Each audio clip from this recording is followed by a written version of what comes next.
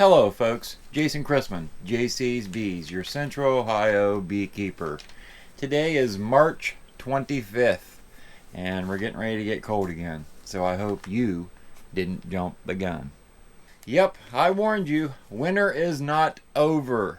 A lot of people in the last few weeks I've seen doing things that I would not dare do this soon in the season, just because I know winter's not done.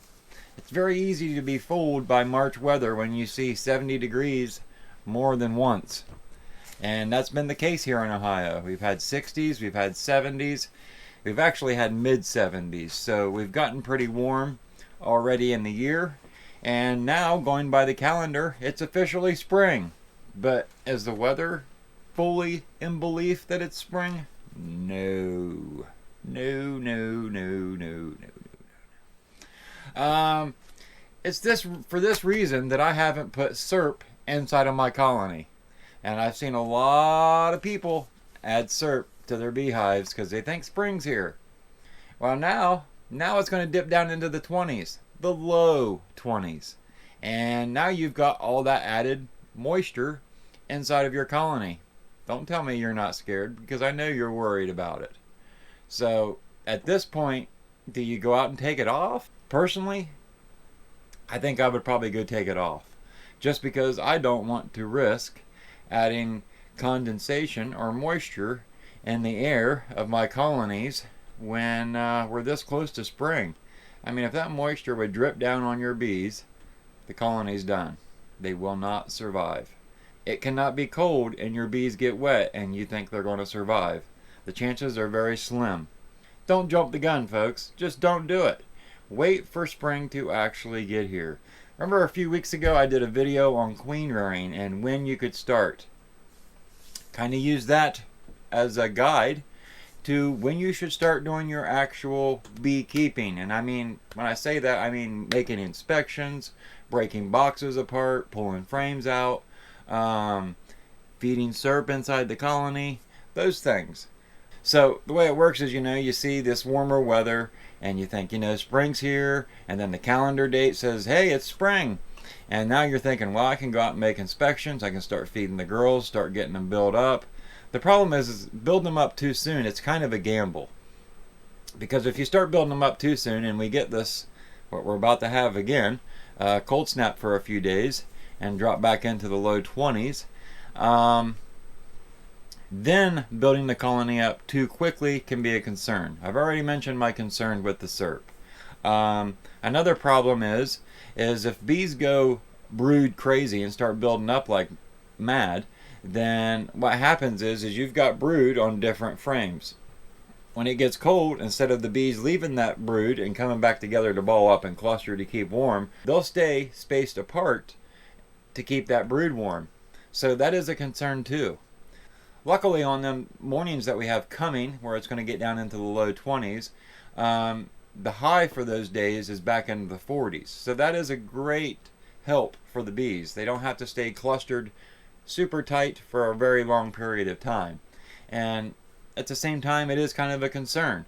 Temperatures will drop quickly into the 20s. The bees will have their choice. Do they want to leave brood and cluster back together and let the brood die? Or do they want to hunker in their spot, keep that brood warm, and hope for the best? And usually that's the route the bees are going to take, because bees just do not like to leave brood, especially open brood. Sure, if we get some nice days and you want to feed some SERP, set out an open feeder. Let the bees leave the hive, come to the feeder, get what they want, and take it back to their colony. There they'll store it in the comb, and it's not moisture above their head or within the colony except for what's in the comb. And usually once they store it in the comb, you've got other bees coming in there to try and fan it down and get some of that moisture out of there. So that's something to think about too. Open feeders, I do use them, but I would not stick a feeder inside of the colony too soon. So don't jump the gun. I shot that little clip there at the beginning of me jumping over the staple gun. It's kind of funny because the jump the gun idea for this video came to me yesterday morning. I just couldn't get it out of my head. I'm like, man, that's what I'm going to do. That's going to be my title for my video. And then I thought, well, I'll take our rifle out there, lay it in the ground, and I'll jump over it. I got to thinking about it. You know, YouTube probably going to flag that. So the gun, or the rifle, went to a staple gun, and I still will be surprised if the title of this video doesn't draw some attention to YouTube and they have to analyze it before they will let me monetize it. But we will see. Time will tell. I do want to say Ladybug was a total sweetheart when we went out to shoot that clip, because I shot it like 7 different times, and every time I restarted, Ladybug would come right down and stand beside me, and she's like, I'm ready, Dad, let's do it again. This time make sure you smile and don't screw it up. So Ladybug, you're a sweetheart, honey. You did a great job out there shooting your part at least 6-7 times. Okay, so now I want to talk a little bit about what I've noticed this week that's getting ready to bloom. And that would be the redbud trees. They've got some nice buds on them, and I look for them to pop in the next probably 5 days if this cold weather doesn't make the buds fall off. And I'm hoping that that isn't the case, but time will tell. Weather can do some funny things, not only to our bees, but to our trees and our plants too, as we know.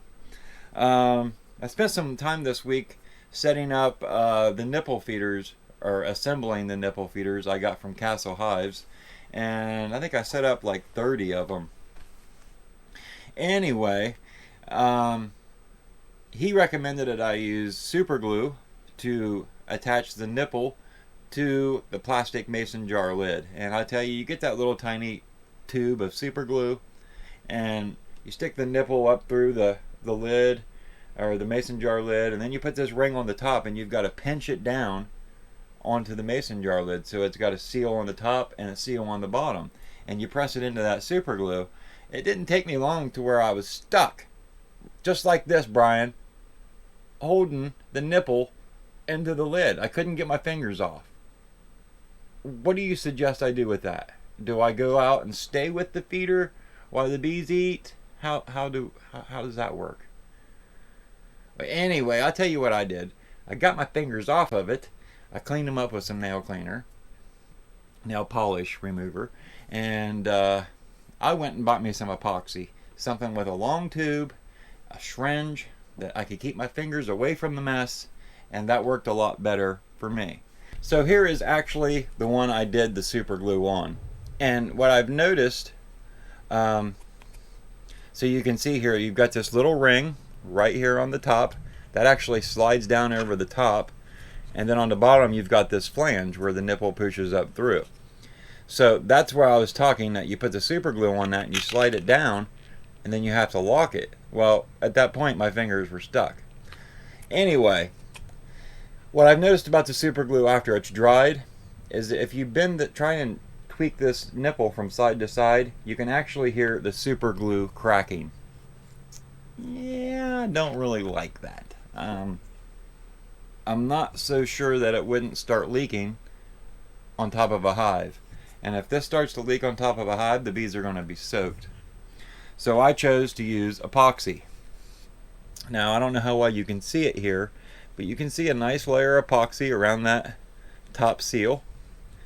And there's also a nice layer of it around this bottom flange. You can notice my piece of jute, which I doubled up and ran through the top. So when this is screwed on a jar and I invert it upside down, the syrup will run down this piece of jute, and the jute will keep it from dripping on the bees. Now, I have heard that there is some thought that maybe the jute doesn't help any, so I'm going to have to experiment with that and see how it does.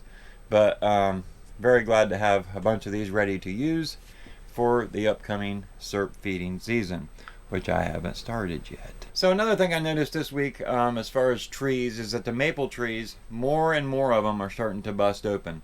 So it's at this point that the maple trees, there's so many of them in bloom that when we do have warm days where the bees can get out and fly, they have a lot of resources to go out and work.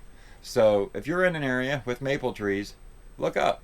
See if you noticed a red tint on the end of those tree limbs. Because I bet you, if they haven't popped yet, they're getting ready to. So if you have any questions about anything I said in this week's video, or any of my videos, please leave them questions, or comments down below. If you enjoyed this video, make sure you slam that thumbs up button, and don't forget to subscribe so you can see more of my content. I release videos every single Sunday at 7 a.m. Well, I shouldn't say every single. It's mostly every Sunday. I have been known to miss a Sunday here and there. So I hope everybody has a great week. I hope everybody's bees do fine through this cold snap. Don't be a gun jumper, folks. It's dangerous not only for us, but for your bees. Hang tight.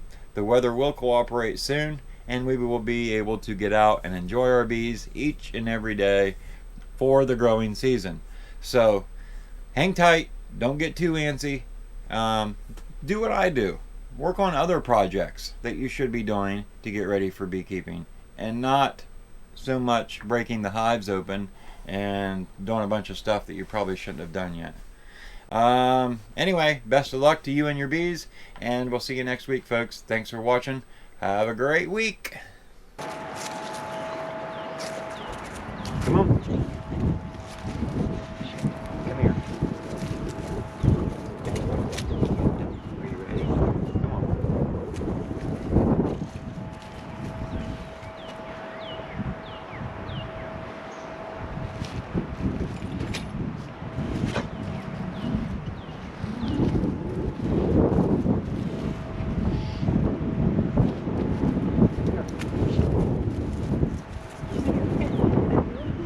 Are you ready?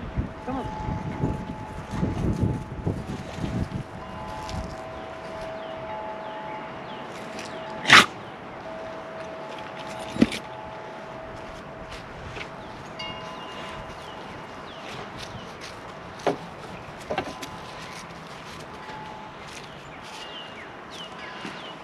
Let's do it again. Come here. Are you ready? Are you ready? Come on. Come on. Come on.